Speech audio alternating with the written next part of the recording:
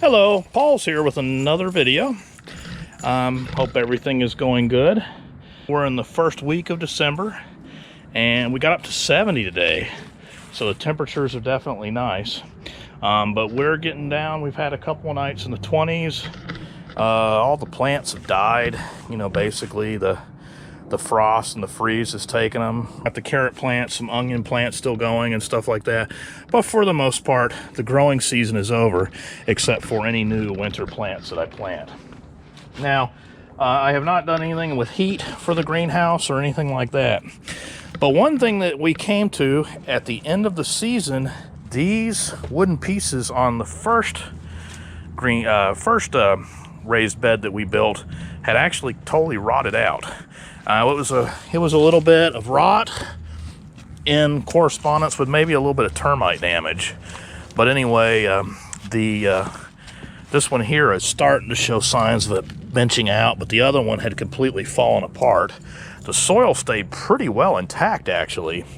So anyway, I went online and I ordered one of these new Australian raised garden beds. Bought the whole length of one, which would have taken up from basically here all the way over to the end of the fence. And I thought that was a great idea. And then when I bought it, I went like, wow, that's huge. It's gonna take me a while to fill that up with material and everything. And I'm like, well, yeah, you know what? It's the fall. A lot of stuff is dying. I've got several bags of leaves and everything else, so I can probably fill both of them up and everything. But then I got to thinking that basically, if I get a disease in one, this year in my greenhouse, I actually had a bug that attacked all my tomato plants. And I started thinking about it, and it might be a good idea to actually isolate the different beds from bugs and just see how, to keep things from spreading. Left myself 20 inches to walk behind the bed back here. That's one of the things that I left the same amount of space there. There is the dirt that I pulled out of the bed, and that's actually more dirt than I thought that would be in there. So anyway, just got to fill this up. Now, when I filled this up, but way down at the bottom, I took the wooden parts from the broken bed, I threw those in there, and I bought one of those little $3 or $4 bundles of firewood and put that in the bottom as the bottom layer. And then I cut all the stalks up on this particular tree here, and I got most of them. I was actually doing that after dark, so I missed some things. But anyway, I filled a layer up with that. This is what it actually looks like in the summertime. It has nice flowers and grows pretty big, but in the wintertime it dies off and looks pretty ugly. But anyway, I cut those stalks up, and then I had some grass clippings and leaves and stuff like that I actually cut from the backyard here. I put those down first, so that's the first layer. And then I put a bag of leaves. I actually still have several bags of leaves, and these are compressed. They're kind of crushed and broken in there and everything. So these are a lot of leaves. I saved these to fill the garden bed. I'm also going to use them to cover the soil up, to kind of keep it warm and to keep the sun off of it. I'm going to try that this year. I've never done that before. And then I'm also going to use these to slowly feed the mulch, slowly feed the compost bin in the summertime, because in the summertime all you've got is grass clippings. You don't really have anything else to throw in there. So, but anyway, I put one bag of leaves, and as you can see, I tore up the cardboard from the leaves. I also put some different plants. These are I ripped up the plant, but that's the part of the tomato plant and some of the pepper plants and stuff like that. And then I threw away some kitchen scraps inside there. And then this is my actual compost bin, and I take all that from the front yard and from the garden. But anyway, this compost has been running in here for about a year now. Some of this has been in here for about a year. Now the stuff on top is more grass clippings, but as you come down in the bottom here, we're going to get more into more favorable compost. Basically put a little bit more of the newer compost waste on top, and then I'll dig down in there and get the good compost layer down below. I'm going to put that down there, and so let's get started.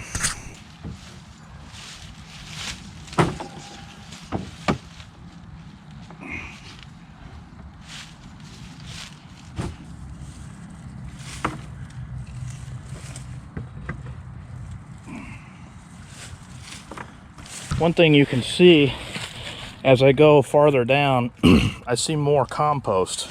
This compost is more established as opposed to rough grass tippings.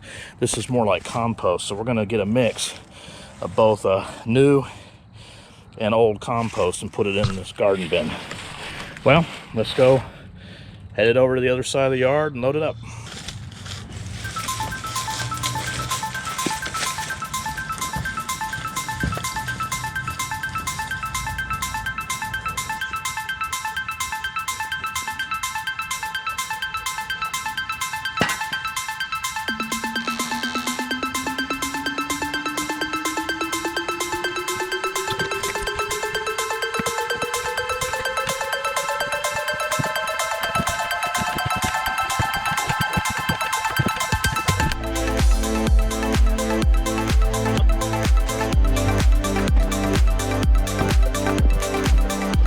It's the next day. It's sprinkling outside. They say it might rain a little bit later today, but we're gonna get a lot of heavy rain over the next couple of days. So the push is to get my bed finished so that the water can soak on in, get in there, and so the soil won't wash away. So that's gonna be what I'm gonna work on today. But first, I kind of want to go ahead and get the drip irrigation piping running. So let me do that first.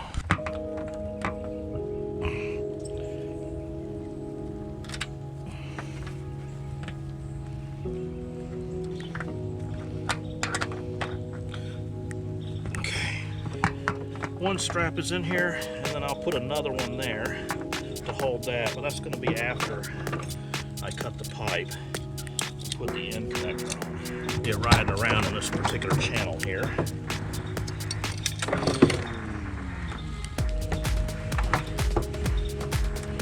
So I'm just going to put my right angle adapter on there,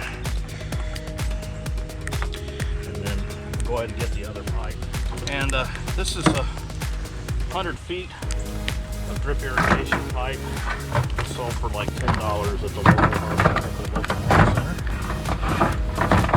So I'm going to connect it into here like this, but first things first is I want to put a little item on here that will allow me to stop the flow of water.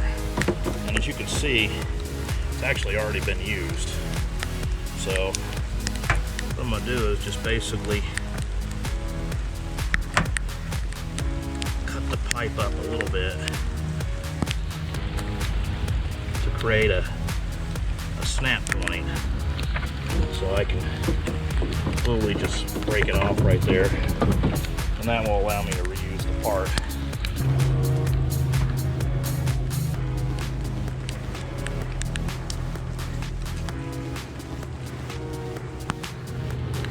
There you go, I popped it off. So again, I'm going to block it going that way, so let me cut a short piece of pipe. I don't want it to be too long. I want it to be long enough that both barbs can fit inside. So anyway, we'll put that.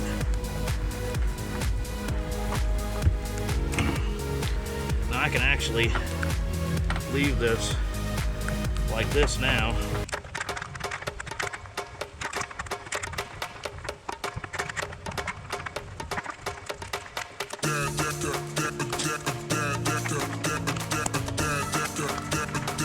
I don't really care if there's play in this or anything. That doesn't really matter. The main reason why I'm doing this is just to keep it so that it doesn't, migrate over here, so that I know that if I'm digging there, I'm not going to hit it. So, just screw it back in.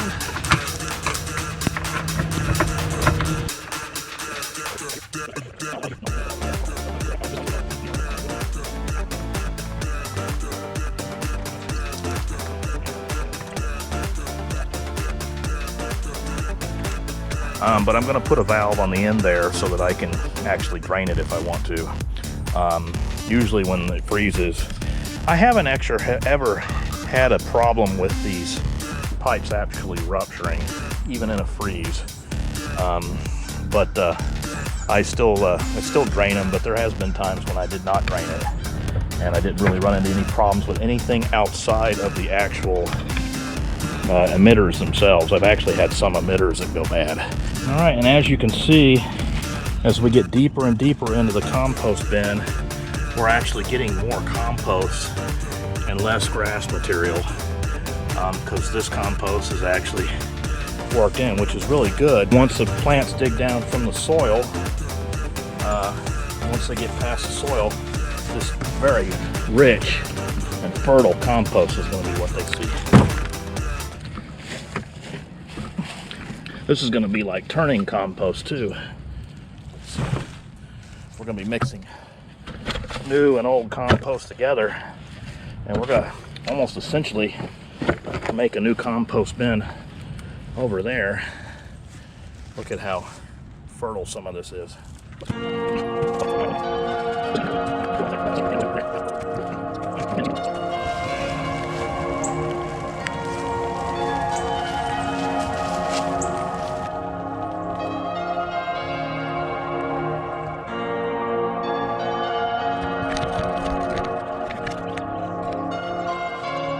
I think one more load and we can start putting the dirt on top.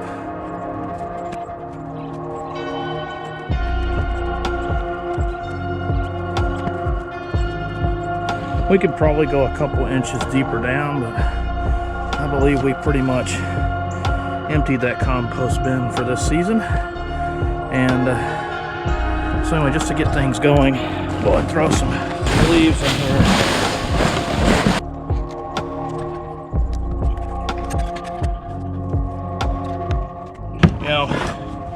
Kind of looking back on this, there was some wood and some sticks and stuff that was put into that, mainly from those same plants that I put down in the bottom here, and these are those huge leaves and everything, and I don't really see any remnants of that now that I'm thinking about it. There were also, we put eggshells, coffee grinds, some fruit peels, which I found out later you don't want to do too much citric fruit. This is all stuff that was considered junk on the property, and I basically just about filled this bin up. So then now, I'm going to start putting the soil back in. I want to be careful because I don't want it to go everywhere.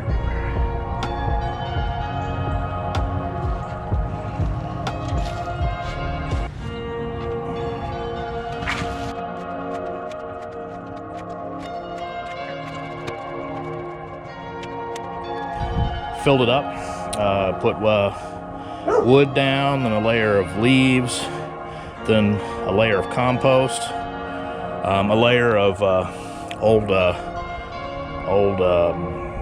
canna lily leaves, compost, and then the soil that was in the original bed, just like that one. I put that on top. And when we first laid it out, I don't know if you noticed, but the soil was up there, but we got a couple of heavy rains and just settling and stuff like that. It allowed the soil to actually tamper down a little bit. So this might be about as low as it goes, but we'll see. It may have to add some more soil in the spring. So anyway, I figure I'll try and see how well these plants will actually do directly outside. We've got 1, 2, 3, 4, 5, 6, 7, 8, 9 carrot plants, a couple of lettuce plants, 1, 2, think there's a 3, maybe 4 of the lettuce plants. And then I brought a couple of onions out here. We've got an onion here and an onion here. Anyway, we're gonna see how well this does. So let me real quickly throw leaves on this, and then we will see in a couple months, a few months, if I can grow winter plants out here. And then if not, definitely I will buy some mushroom compost and some bone meal, I think it is, and some other type of fertilizers, and kind of get this thing going. But with the compost down the bottom and the wood chips and everything, in a couple of seasons it should be able to self-support itself. We spread it I don't know, about an inch or 2 layer of leaves that were crushed. I wouldn't say that they're shredded. Pulled the leaves out, and anyway, that'll keep it warm and insulate a little bit. If there's any compost going on, it'll actually keep it warm from down below too, but I don't plan on actually covering it up. All right, there's a box the VidaXL Galvanized raised garden bed came in, and it is a big garden bed. It's pretty massive. I really like it. Now this is the first one that I built, and it is big. The assembly is a little bit different. As you can see over here, I decided not to use the full size of the garden bed, but here are the pieces. But to assemble it, you have to put 2 pieces on top of one another to assemble. And when you're dealing with 4 pieces of this flexible material, it makes putting it together a little bit tedious. But they give you the screws, the washers, and the hardware to make it happen. I put this bed together in December, and I filled it up and everything. I planted some carrot plants and everything. It got a little bit too cold, and as you can see, the leaves on top of the carrot plants didn't like it. I don't know if it was because of the move or exactly what it is. I've got an onion plant that's still there, but these carrot plants are actually producing more leaves and moving. I just planted some new broccoli plants. I bought some broccoli plants and everything. So anyway, there is some material in this garden bed, and we'll see now that, we'll see if things start to wake up. Everybody talks about these birdie raised garden beds. My wife personally does not like the color. She prefers that it would have been painted a little bit better, and she prefers, this is the color that she picked out. Now these are birdie raised garden beds, and one of the nicest things about these is they have this plastic that goes over here that keeps you from cutting yourself. I actually cut myself assembling this, but I won't do it again now that I've got that in there. Stay tuned for the next video, as I'll actually assemble these birdie raised garden beds. I hope you enjoyed this video. Thanks for watching, and thank you for subscribing, and I hope you have a much better green thumb than I do. But get out there and enjoy the gardening.